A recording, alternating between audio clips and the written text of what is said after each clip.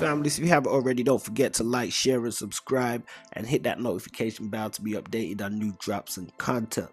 So this week we're gonna look at the TRU album, The Truth, which is the sixth and the final studio album released by the New Orleans super rap group TRU. Now, as most people know and anticipate, TRU was always featured with Master P, C-Murder, and Silkk the Shocker. We are aware of earlier incarnations featuring King George, Big Ed, Cali G, Mr. Servan, and more. Sonya C, definitely shouts out to all those guys. And but TRU, we known it to become a group that featured P, Silkk, and C. It became like the brotherhood. A lot of people remember the Crime Family album that had the True Homies, and so that whole TRU synergy, you would get together and you would know P, Silkk, and C. Now, a lot of people know that C was caught up and falsely incarcerated on a charge which led to him being locked up. And at the time, in February 2005, No Limit, under the new No Limit, decided to release an album which was another TRU album, which was, very distinctively different to the ones we had seen before. So, this one had a completely different sound, coming under the new No Limit. It wasn't the Beats by the Pound production.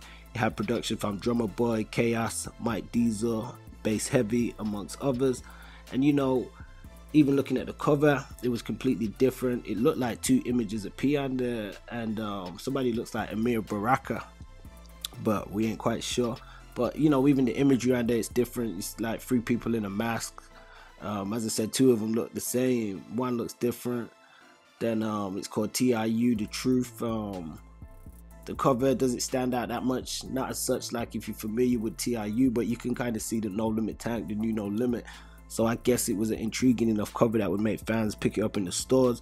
These were the days when you used to see a CD in the store and pick it up. So comparing it to the previous TRU albums, The Truth only found minor success, selling 44,000 copies reportedly and peaking at number 54 on the Billboard 200, number 15 on the top R&B hip-hop albums, and number 2 on the independent albums charts. So and then there was a chopped and screwed version of the album mixed by Myke, 5000 watts, which was released on April the 26th, 2005, and they say by December 2005 the album had sold about 198,000 copies.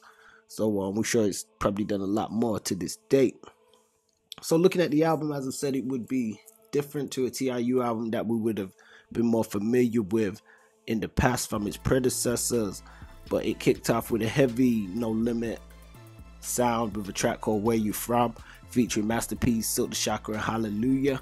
And it was also reported that Hallelujah was going to be like a strong feeling on this album, which caused some controversy to some fans, because some people were saying, you can't really replace C, and they was wondering where Hallelujah was from and stuff. And I do want to say Hallelujah was tight. He brought a different kind of cadence and energy and flows and lyricism to the stuff that he did.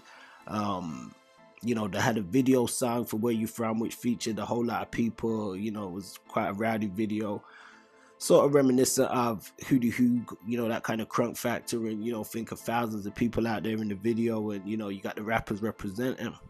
So that track opened up the album, which was okay. One of my favorite tracks on there was Photo Book, which was the second track, which was Master P, Silkk the Shocker, and Lil Romeo, which I think was a very dope song. They was reminiscent about life growing up and their experiences.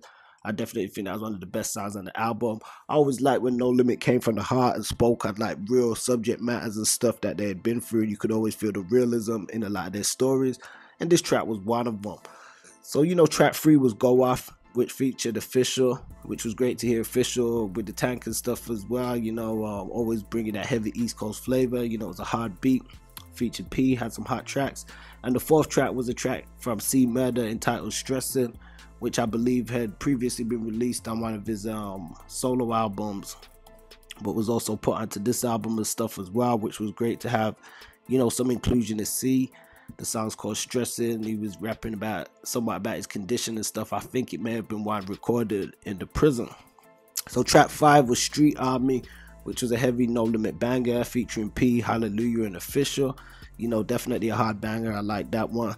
Track 8 was Drama with P and Hallelujah, which was, it was okay. Bit of a filler song. Track number 7, Welcome to New Orleans. Once again, this was a Hallelujah track, but a solo track which, you know, let us know what you guys thought of Hallelujah. Would you have wanted to hear more from him? Does anybody have any insight into what happened to him after No Limit? Track number 8, another hardcore like club banger type sound, You Ain't Saying Nothing, featuring Official and somebody by the name of Mr. Stray. Track number 9 was Shake It, P and Hallelujah, another bounce sort of song. Seesaw for me was a dope sound with P, Hallelujah, and Ashley. Another song was Hood and Street with Hallelujah, Jazz and Yogi. Was good hearing some new members of the Tank, Jazz and Yogi. Some of these guys, I believe they could have been from Slide Down or somewhere, I don't know. They were Louisiana guys, but they were dope and added a great addition to the Tank in some of these songs. Track number 12 was Headhunter featuring Master P and Hallelujah.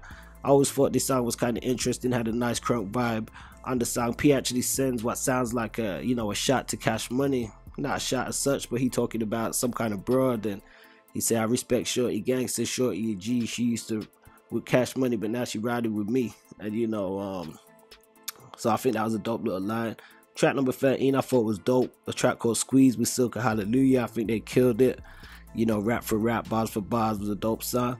Track number 14, Buckle Up, featuring Black and C-Los. You know, Black and C-Los definitely always brought great dynamics to their songs, especially Los, and it was really starting to peak at this point and just you know, show early signs of potential.